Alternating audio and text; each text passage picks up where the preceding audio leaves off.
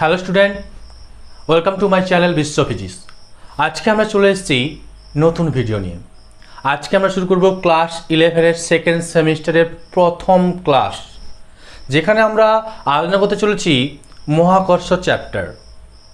আজকে মহাকর্ষ চ্যাপ্টারের আলোচনা করব কেপলারস ল নিয়ে।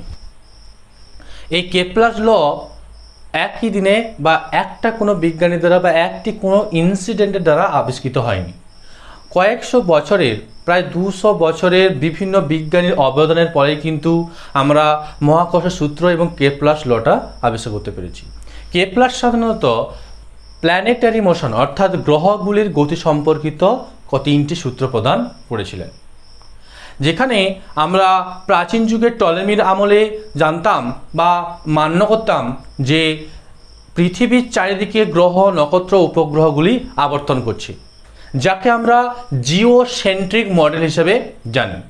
পরবর্তীকালে সেই ধারণা পরিত্যক্ত হয় এবং আমাদের ভারতবর্ষের দার্শনিক আর্যভট্ট প্রায় 200 বছর পূর্বেই তার গ্রন্থে বলে গেছিলেন যে পৃথিবীসহ সমস্ত গ্রহ সূর্যের চারিদিকে আবর্তন করছেন।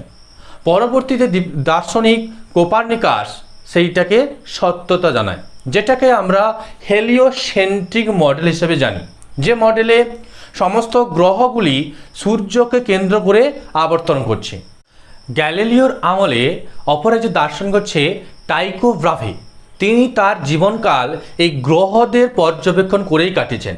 তিনি গ্রহদেরকে পর্যবেক্ষণ করে যেটা সিদ্ধান্তে এসছেন, তিনি তার খাতায় নোট করে রেখেছিলেন। তথ্যগুলি সব তার খাতায় লিখে রেখেছিলেন, কিন্তু তিনি কোনো সূত্র কিন্তু আবিষ্কার করেননি বা সূত্রে উপনীত হননি। পরবর্তীকালে তারই অ্যাসিস্ট্যান্ট জোহান্স কেপলার তার এই তথ্যগুলিকে বিশ্লেষণ করে তিনটি সূত্র দেন, এই গ্রহের গতি সম্পর্কিত তিনটি সূত্র দেন, যা আমরা কেপলার সূত্র নামে জানি। কেপলার যে তিনটি সূত্র দিয়েছেন, সেখান থেকে আমরা কি জানতে পারি না, আগে আমরা মনে করতাম বা কোপার্নিকাস যেটা বলেছিলেন যে গ্রহগুলি সূর্যকে কেন্দ্র করে বিভিন্ন বৃত্তাকার পথে আবর্তন করে, কিন্তু কেপলার বলছেন না, বৃত্তাকার পথে আবর্তন করছে না।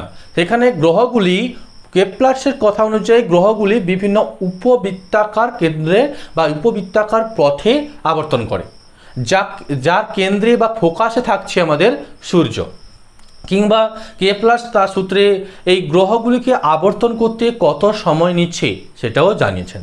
তো আমরা শুরু করছি কেপলার্সের প্রথম সূত্র। কেপলার্সের ফার্স্ট ল আমরা ল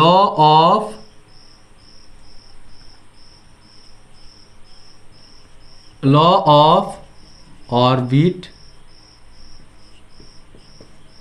বলে জানি, অর্থাৎ কক্ষপথের সূত্র। তিনি কি বলছেন এই সূত্রে?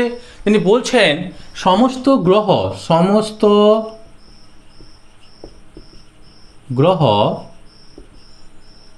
নির্দিষ্ট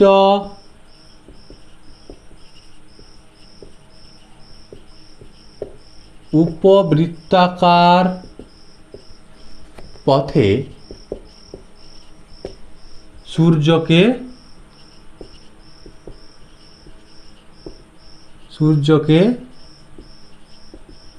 আবর্তন করে। সূর্য ওই উপবৃত্তের একটি ফোকাসে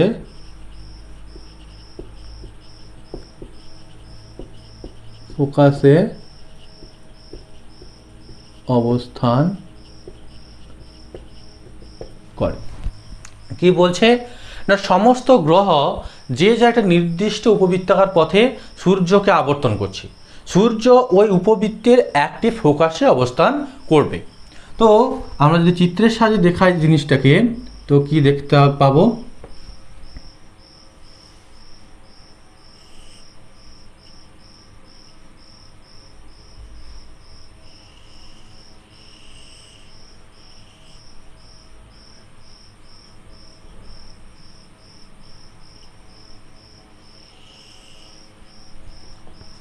এইটা হচ্ছে আমার একটা উপবৃত্তাকার পথ, যার কেন্দ্র হচ্ছে এই হয় এখানে এবং এখানে অবস্থিত।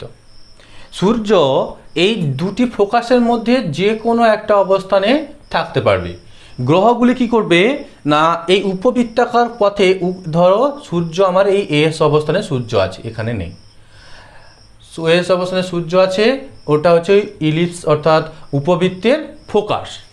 উপবৃত্তের কিন্তু দুটো ফোকাস, এখানে এদিকে একটা থাকে, এদিকে একটা থাকে, যে কোনো একটি ফোকাসে কিন্তু সূর্য অবস্থান করবে। এবং গ্রহগুলি কি করবে না, এই উপবৃত্তাকার পথে সূর্যকে আবর্তন করবে। এই আবর্তনকালে গ্রহগুলি কখনো সূর্য থেকে দূরে যাবে, আবার কখনো সূর্যের কাছে চলে আসবে। যখন গ্রহগুলি সূর্য থেকে দূরে চলে যাবে, তখন তার আবর্তন বেগ কম হবে, এবং যখন সূর্য কাছে চলে আসবে তখন তার আবর্তন বেগ বেশি হবে। তো এইটা হচ্ছে এই ইলিপসের কেন্দ্র। এই কেন্দ্র থেকে এই প্রান্ত পর্যন্ত দূরত্ব ধরলাম আমি এ, এবং এই কেন্দ্র থেকে এ প্রান্ত পর্যন্ত দূরত্ব আমি ধরলাম এ। তো টোটাল যে দূরত্ব দাঁড়াবে, টোটাল দূরত্ব হচ্ছে 2a। এটাকে বলা হয় মেজর অ্যাক্সিস অফ ইলিপস, অর্থাৎ উপবৃত্তের মেজর অ্যাক্সিস হচ্ছে 2a। আবার এই কেন্দ্র থেকে উপরে বিন্দুটার দূরত্ব যদি হয় b, তেমনি এখান থেকে এই দূরত্বটাও হচ্ছে b। টোটাল দূরত্ব হচ্ছে 2b। এটাকে বলা হয় মাইনর অ্যাক্সিস। তো এই ইলিপসের যদি সমীকরণ আমরা দেখি যে a square by a plus y square by b equal to 1, এটা এই যে ইলিপসের সমীকরণ। এখানে একটা বিষয় থাকে ই হচ্ছে এসেন্ট্রিসিটি।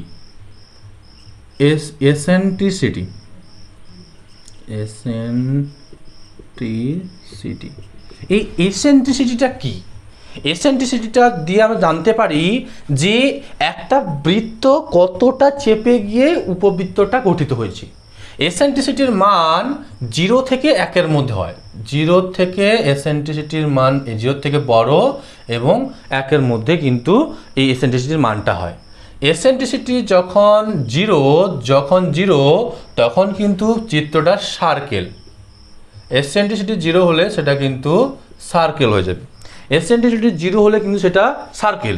এসেন্ট্রিসিটির মান যখন 0 থেকে বাড়বে, 0 থেকে কোন দিকে বাড়বে না, 0 থেকে যখন 1-এর দিকে এসেন্ট্রিসিটির মানটা বাড়বে, তখন সেই সার্কেলটি পরপর বৃত্তে রূপান্তরিত হয়ে যাবে।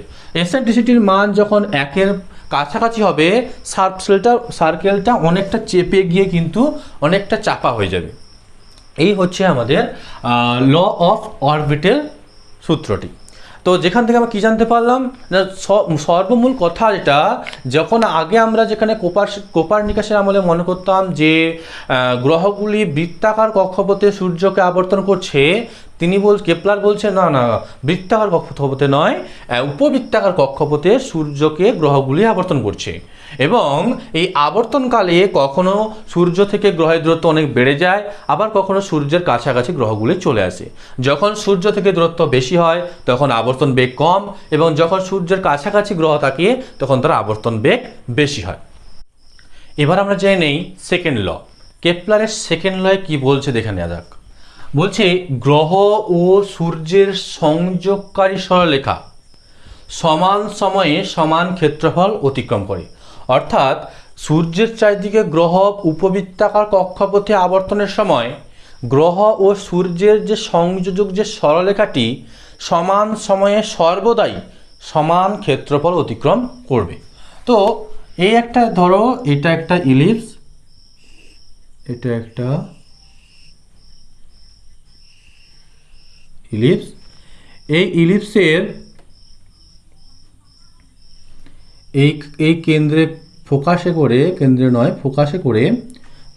করে আমাদের সূর্য আছে,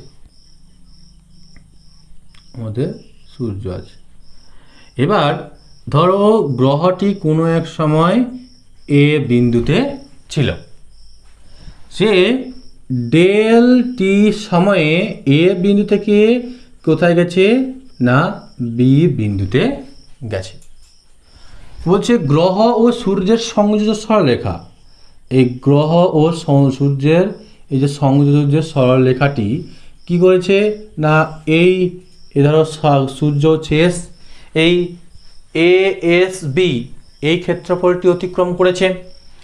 যদি গ্রহটি ওই একই সময়ে কোনো এক সময়ে সি থেকে ডি বিন্দুতে এসছে, সি থেকে ডি বিন্দুতে এসছে।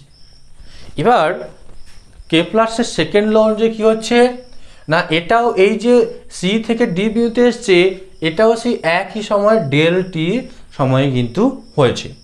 এর ফলে এই এস এই রেখাটি যে অতিক্রম করেছে ডেল টি সময় প্রথমে কি করেছে, না এই ত্রিভুজের সমান ক্ষেত্রফল বিশিষ্ট ক্ষেত্রফল অতিক্রম করেছে। আবার এখানে সি থেকে ডিতে আসার সময় এই ক্ষেত্রফল অতিক্রম করেছে। কেপলারস ল বলছে এই ক্ষেত্রফল এবং এই ক্ষেত্রফল দুটোই কিন্তু সমান। যেহেতু সমান সময়ে এই ক্ষেত্রফলটি অতিক্রান্ত করেছে, তাই ক্ষেত্রফলটি কিন্তু সমান। এবার আমরা এই লটিকে প্রমাণ করব। কীভাবে প্রমাণ করব? দেখো, প্রমাণ করার আগে আমাদের একটা জিনিস জানতে হবে, কি না সূর্য এবং গ্রহ মধ্যে কোন আকর্ষণ বলের জন্য বা কোন বলের জন্য কিন্তু এই গ্রহটি সূর্যের চারিদিকে আবর্তন করছে। দেখো, গ্রহ ও সূর্যের মধ্যে ক্রিয়াশীল মহাকর্ষ বলের জন্যই কিন্তু গ্রহ সূর্যের চারিদিকে আবর্তন করে। এই মহাকর্ষ বলটি এই গ্রহ ও সূর্যের সংযোজক সরলরেখা বরাবর ক্রিয়া করে। এই সংযোজক সরলরেখা বরাবর মহাকর্ষ বলটি ক্রিয়া করে বলেই এটাকে কেন্দ্রীয় বল বলা হয়। এই কেন্দ্রীয় বলের ক্ষেত্রে সর্বদা কৌণিক ভরবেগ ধ্রুবক থাকে, কৌণিক ভরবেগ কি থাকে, কনস্ট্যান্ট হয়। তো আমরা ধরলাম যে কেন্দ্রে এসকে, মানে সূর্যকে কেন্দ্র করে, সূর্যকে কেন্দ্রে রেখে গ্রহ আবর্তন করছে। সূর্যের সাপেক্ষে গ্রহের অবস্থান, সূর্যের সাপেক্ষে গ্রহের অবস্থান আর ও ভরবেগ হচ্ছে পি, অবস্থান আর ও ভরবেগ হচ্ছে পি। ডেল টি সময়ে ধরি, ডেল টি সময়ে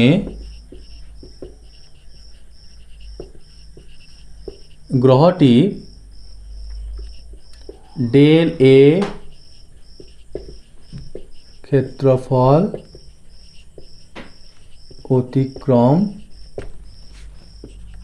করে। অতএব ডেল এ সমান কি লেখা যাবে? ধরো আমি এস থেকে এই যে রেখাটা গ্রহের গড় অবস্থান, এই রেখাটা আমি ধরলাম আর, এবং এখান দিয়ে একটা সরলরেখা এইভাবে টানলাম। জাস্ট এটাকে একটা ত্রিভুজ গঠন করার জন্য আমি এই কাজটা করলাম। দেখো, যদি গ্রহটির রৈখিক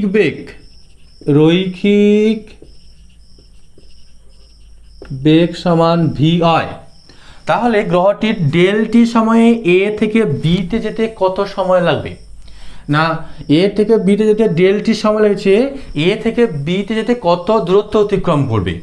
না এ বি সমান অতিক্রান্ত দূরত্ব সমান কি হয়, না বেগ ইন্টু সময়, অর্থাৎ বেগ ভি ইন্টু ডেল টি। এবার কোনো ত্রিভুজের ক্ষেত্রফল সমান কি হয়, হাফ ইন্টু ভূমি ইন্টু উচ্চতা। দেখো এখানে হাফ আছে, ভূমি যদি আমি এ বি ধরে নিই, এ বিটা কী হচ্ছে, না ভি ডেল টি। উচ্চতাটা কি, না এখান থেকে এই পর্যন্ত উচ্চতাটা হচ্ছে আমার অবস্থান, গ্রহটির অবস্থান আর ইন্টু হচ্ছে আর, বা এই যে ডেল টি এদিকে গুণ এদিকে এলে কী হবে, ভাগ হয়ে যাবে। তো del A by del T equal to half R cross V. দেখো এই যে ভি বেগ, আমরা জানি ভর বেগ ধরেছি পি, পি সমান কি জানি না এম ভি, তাহলে ভি সমান কি হবে পি বাই এম। এখানে এম হচ্ছে গ্রহের ভর, এম হচ্ছে গ্রহের ভর, এমটা হচ্ছে গ্রহের ভর। তো ভির জায়গায় আমরা কীভাবে ধরি P by M, half into R cross P by M, বা del A by del T equal to half. এই যে আর ক্রস পি, এল সমান হচ্ছে আর ক্রস পি।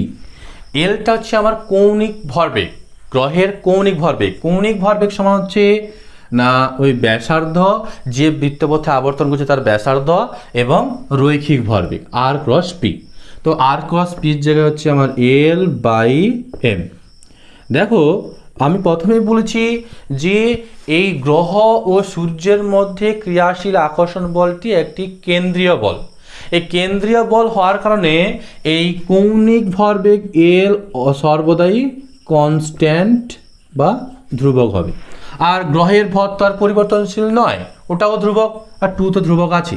ততএব কী লেখা যায় না del A by del T equal to constant, অর্থাৎ del A by del T অর্থাৎ কী হচ্ছে না সমান সময়ে অতিক্রান্ত দূরত্ব সর্বদাই কনস্ট্যান্ট, অর্থাৎ হচ্ছে ধ্রুবক, সর্বদাই হচ্ছে ধ্রুবক।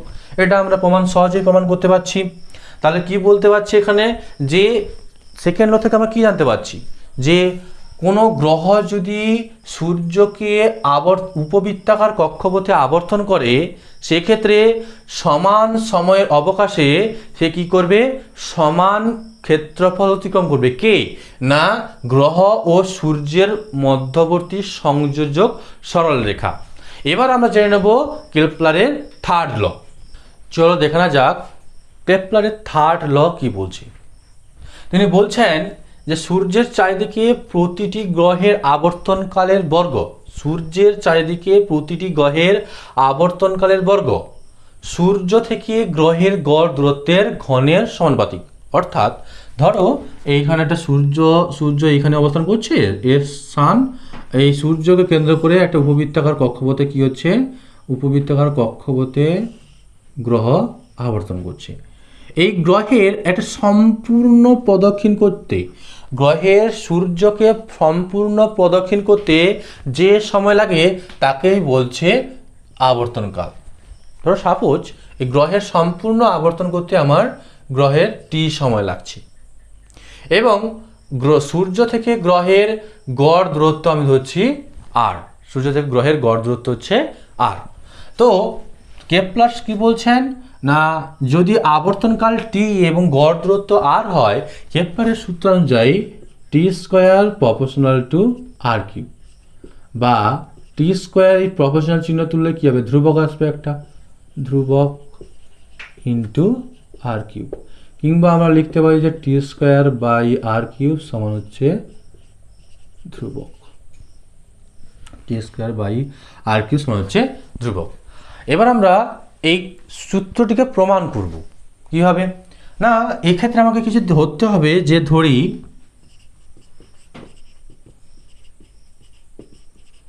সূর্যের ভর ক্যাপিটাল এম, গ্রহের ভর হচ্ছে স্মল এম, অর্থাৎ গ্রহটি এম ভরের, স্মল এম ভরের গ্রহটি ক্যাপিটাল এম ভরের সূর্যের চারিদিকে আবর্তন করছে। এই আবর্তনের জন্য এই গ্রহ এই বাইরের দিকে একটা অপকেন্দ্র বল অনুভব করবে। এই অপকেন্দ্র বল কীরকম দাঁড়াবে, অপকেন্দ্র বলের মানটা কত হবে না এই অপকেন্দ্র বল সমান এম ওমেগা স্কোয়ার আর। ওমেগাটা কি এখানে না ওমেগা হচ্ছে কৌণিক বেগ, গ্রহটির কৌণিক বেগ হচ্ছে ওমেগা, এম ওমেগা স্কোয়ার আর। এই গ্রহটি তাহলে বাইরের দিকে প্রযুক্ত অপকেন্দ্র বলের জন্য গ্রহটি বাইরের দিকে ছিটকে যাওয়ার কথা, কিন্তু গ্রহটি বাইরের দিকে ছিটকে যায় না কেন? না, এই সূর্য এবং গ্রহের মধ্যবর্তী ক্রিয়াশীল মহাকর্ষ বলের জন্য, সূর্য ও গ্রহের মধ্যবর্তী ক্রিয়াশীল মহাকর্ষ বলের জন্যই কিন্তু সে এই অপকেন্দ্র বলের জন্য বাইরের দিকে ছিটকে না গিয়ে সূর্যের চারিদিকে আবর্তন করছে। তো এই মহাকর্ষ বলের মান কত? মহাকর্ষ বলের মান, মহাকর্ষ বল সমান capital G capital M small M by small R এর স্কোয়ার। এখানে ক্যাপিটাল জি হচ্ছে ইউনিভার্সাল গ্র্যাভিটেশনাল কনস্ট্যান্ট, অর্থাৎ সার্বজনীন মহাকর্ষীয় ধ্রুবক। ক্যাপিটাল এম সূর্যের ভর, স্মল এম গ্রহের ভর, আর হচ্ছে গ্রহ ও সূর্যের মধ্যবর্তী দূরত্ব, গড় দূরত্ব। ঠিক আছে, এবার এই অপকেন্দ্র বলের যোগান দিচ্ছে কে? না মহাকর্ষ বল। অতএব কি লেখা যাবে? না এই অপকেন্দ্র বল এম ওমেগা স্কোয়ার আর কার সঙ্গে সমান হবে? না এই যে মহাকর্ষ বল জি এম এম বাই আর স্কোয়ারের সঙ্গে সমান হবে। এবার এই যে গ্রহটা সম্পূর্ণ এক পাক দিতে কত সময় নিচ্ছে? না টি সময় নিচ্ছে। এতে তার কৌণিক বেগ কত হচ্ছে? না ওমেগা। এবার এই একটা সম্পূর্ণ পাকের জন্য গ্রহটি কত কৌণিক সরণ ঘটায়? কত কৌণিক সরণ ঘটায়? না কৌণিক সরণ হবে 2π। একটি পূর্ণ আবর্তনে কৌণিক সরণ সর্বদাই 2π হয়। তো কৌণিক বেগ ওমেগা সমান কি হবে? কৌণিক বেগ ওমেগা সমান হচ্ছে 2π/t। বেগ সমান কি? সরণ বাই সময়। 2π সরণ, 2π কৌণিক সরণ ঘটাতে সে যেহেতু ক্যাপিটাল টি সময় নেয়, তো কৌণিক বেগ সমান কি হবে? না 2π/t। এই ওমেগার জায়গায় মানটা বসাই। দেখো এখানে এদিকে ক্যান্সেল হয়ে যাচ্ছে। ওমেগার জায়গায় যদি মানটা বসাই 2π/T whole square into R equal to gm/r square বা 4π² স্কোয়ার ইকুয়াল টু, এখানে একটা আর ছিল, into R equal to gm/r square. বা এই আর স্কোয়ারটা এদিকে কি আছে? ভাগ আছে। ভাগ যদি এদিকে আসে তাহলে কি হবে? আর কিউব ইকুয়াল টু gm/4π²। টি স্কোয়ারটা এইদিকে ভাগ, ওদিকে গেলে কি হবে? ইন্টু টি স্কোয়ার হয়ে যাবে। তো বা এই যে ধ্রুবকটা, এটাকে যদি একটু ঘুরিয়ে লেখা যায় তাহলে টি স্কোয়ার সমান 4π² আর কিউব। জাস্ট কি করেছি? জাস্ট ঘুরিয়ে লিখেছি। মানে টি স্কোয়ার সমান এই যে ধ্রুবকটাকে এইদিকে নিয়ে আসছি, ধ্রুবকটা গুণ আছে এখানে, গুণ যখন এদিকে আসবে তখন কি হবে? ভাগের সময় উল্টে যাচ্ছে, 4π² উপরে চলে গেছে, জিএমটা নিচে চলে গেছে। তো এই যে 4π²/gm, 4π² তো এটা ধ্রুবক থাকছে, জি হচ্ছে গ্র্যাভিটেশনাল কনস্ট্যান্ট, ওটাও ধ্রুবক। এমটা কি? এম সূর্যের ভর, সূর্যের ভর তো আর পরিবর্তন হয়ে যাবে না, ওটাও ধ্রুবক।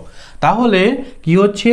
না 4π² সমান কি হয়ে যাচ্ছে? না ধ্রুবক হয়ে যাচ্ছে।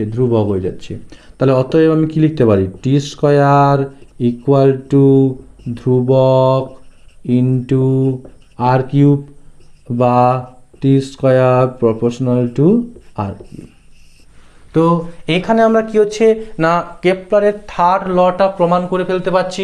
কেপলারের যে থার্ড ল ছিল, এই যে জিনিসটা, এটা প্রমাণ করে ফেললাম। আজকে আমরা কেপলারের সমস্ত সূত্রও পড়লাম, তার ব্যাখ্যা পড়লাম, তার প্রমাণও করে ফেললাম।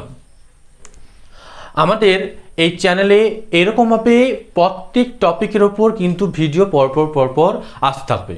তোমরা এই ভিডিও দেখতে আমাদের চ্যানেলটি সাবস্ক্রাইব করো এবং লাইক এবং শেয়ার করো। আমাদের এই প্রত্যেক বিষয়ের আপডেট পেতে আমাদের হোয়াটসঅ্যাপ এবং টেলিগ্রাম গ্রুপে জয়েন করো। এবং আমাদের প্রত্যেক ভিডিওর একটা হ্যান্ডরাইটিং নোটস প্রোভাইড করা হবে, যেটা ওই হোয়াটসঅ্যাপ এবং টেলিগ্রাম গ্রুপেই পাঠানো হবে। সুতরাং সেই নোটসগুলো পেতে তোমরা ওই গ্রুপে জয়েন করো।